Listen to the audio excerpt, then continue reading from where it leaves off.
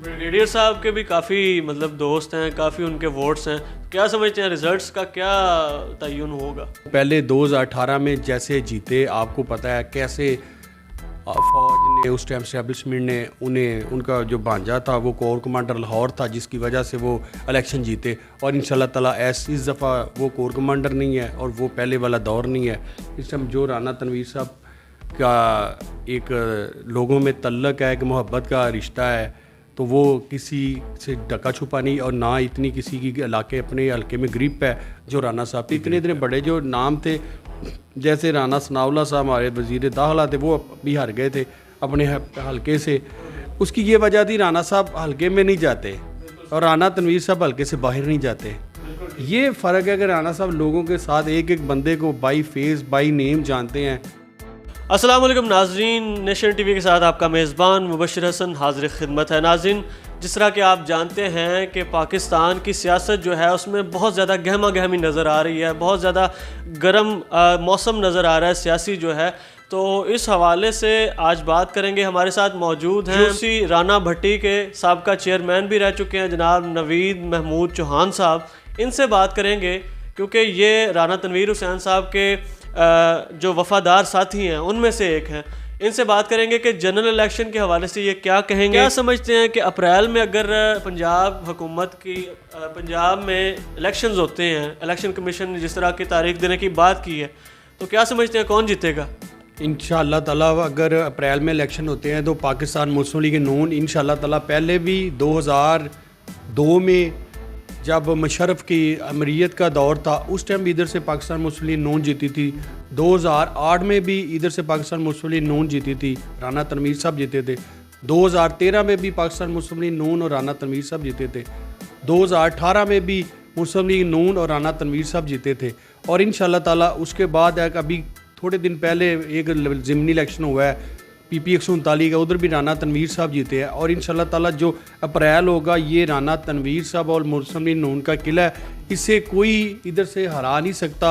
और इंशाअल्लाह ताला ये कल भी राना तनवीर का था, मुस्लिम लीग नून का था, और आज भी राना तनवीर का साहब का मुस्लिम लीग नून का इंशाअल्लाह ताला रहेगा। बिल्कुल सही। अच्छा, ये बताइएगा मलिक साहब कि PP 138 जो है इसमें क्या देख रहे हैं, किसको टिकट मिलेगा? पाकिस्तान तहरीक इंसाफ और पाकिस्तान मुस्लिम लीग नून का कौन आमने सामने आ रहा है?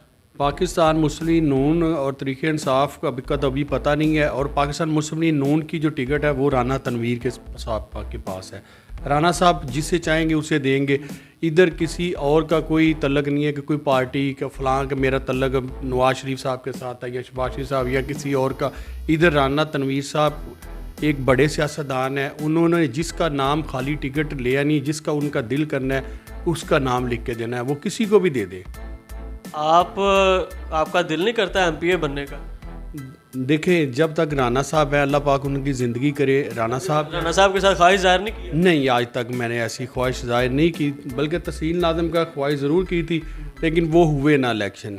और मैं तो अगर ये इलेक्शन पहले MPA के आते हैं, मेरे दिल की ख्वाहिश ये होगी कि PP 139 से राना तनवीर 38 से राना साहब खुद इलेक्शन लड़े।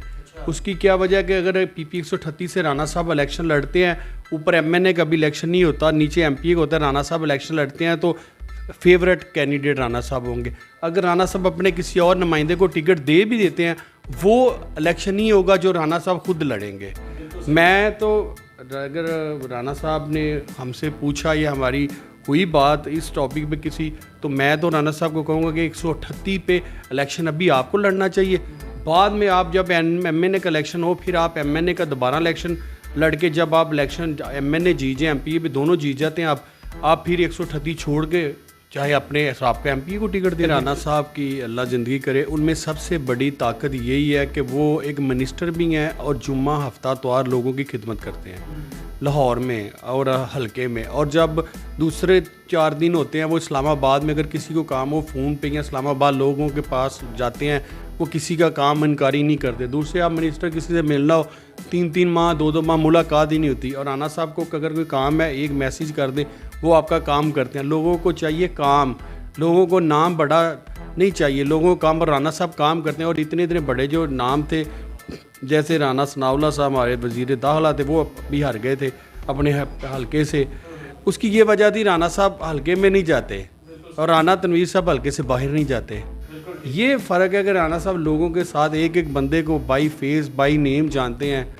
एक यूसी का चेयरमैन था, बहुत मुश्किल होता है बंदा एक यूसी को नाम पूरे जानना, और राना तनवीर साहब को पूरे डिस्ट्रिक्ट के लोगों के नामों का पता है, ये कौन है, ये किधर से है, ये किधर से मतलब है। ये बताइएगा कि NA 119 जो है साहब का और NA 113 जो नया हल्का बना है, राहत अमानुल्लाह भट्टी साहब वहाँ पर कामयाब थे, पाकिस्तान तहरीक इंसाफ के MNA, तो अब उनका इस्तीफ़ा जो है वो मंजूर कर लिया गया है। तो क्या समझते हैं अगर ज़िमनी इंतखाब होता है इस सीट पे, तो पिछली दफ़ा की तरह राना तनवीर साहब के भाई जो लूज़ कर गए थे राना अफजाल साहब, वो खड़े होंगे या राना साहब खुद खड़े होंगे इलेक्शन? देखिए, जब राना तनवीर साहब या राना अफजाल साहब या राना अतीक साहब एक ही बात है, और अब पहले अफजाल साहब MNA थे, लेकिन अब अफजाल साहब ने अपने बेटे राना अतीक साहब जो हमारे साथ पहले ज़िला चेयरमैन थे हमारे, वो अब इलेक्शन लड़ेंगे, और उम्मीद है इंशाल्लाह ताला राना अतीक साहब इलेक्शन लड़ेंगे ब्रिगेडियर साहब के मुकाबले में। ब्रिगेडियर साहब के भी काफ़ी मतलब दोस्त हैं, काफ़ी उनके वोट्स हैं, क्या समझते हैं रिजल्ट्स का क्या तयन होगा? देखें, ये तो अवाम ने फ़ैसला करना है, और इंशाल्लाह ताला मुस्लिम लीग नून इंशाल्लाह ताला जीतेगी। राना साहब एक बड़े सियासतदान हैं, वो पहले 2018 में जैसे जीते, आपको पता है कैसे फ़ौज ने उस टाइम स्टैब्लिशमेंट ने उन्हें, उनका जो भांजा था वो कोर कमांडर लाहौर था, जिसकी वजह से वो इलेक्शन जीते, और इंशाल्लाह ताला इस दफ़ा वो कोर कमांडर नहीं है और वो पहले वाला दौर नहीं है। इस टाइम जो राना तनवीर साहब का एक लोगों में तल्लक है, एक मोहब्बत का रिश्ता है, तो वो किसी से ढका छुपा नहीं, और ना इतनी किसी की इलाके अपने हल्के में ग्रिप है जो राना साहब की ग्रिप है। साहब, आप कहते थे कि तहरीक इंसाफ जब हुकूमत में आई तो आप कहते थे कि ये इंतकामी कार्रवाइयाँ कर रहे हैं।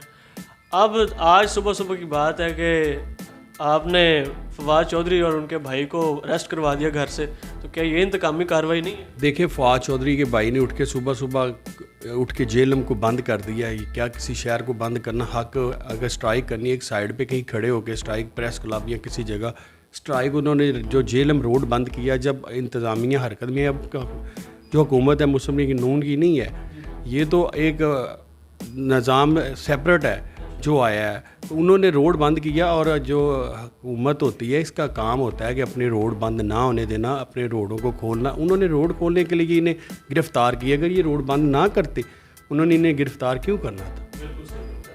साहब, बहुत शुक्रिया, आपने हमें टाइम दिया। नाज़रीन, जिस तरह के आपने मलक नवीद महमूद चौहान साहब की गुफ्तगू सुनी, अपने मेज़बान मुबश्शिर हसन को दीजिए इजाज़त। अल्लाह निगहबान।